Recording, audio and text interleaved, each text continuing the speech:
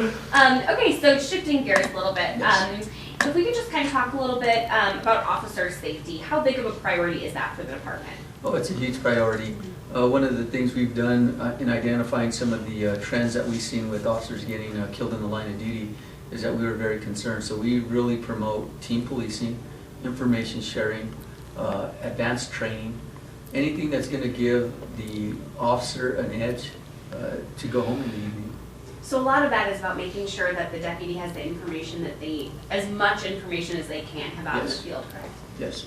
As much as they can, obviously, so therefore our dispatchers have to be well informed.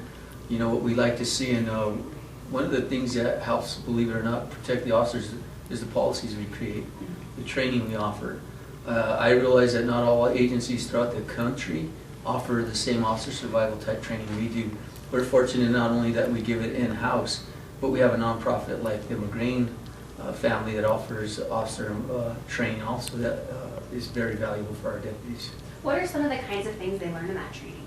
Well, they'll learn anything from different tactics to communications to reading body language, obviously what's trending out there and what obviously criminal element does to research what we do. And for us, it's to be very asymmetrical, do things differently.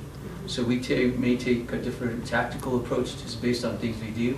We look at other incidents that happen in the country like San Bernardino, Baton Rouge, and then looking at those incidents and maybe finding out what happened there and changing our training or adapting our training to those incidents.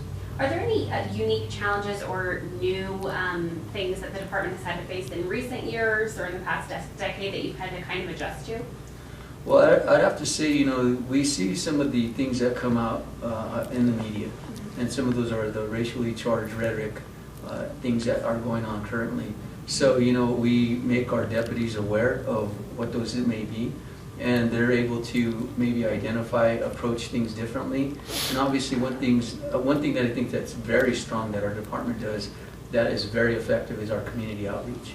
People knowing who our deputies are, humanizing them, knowing that they have access to them, knowing that they're very approachable.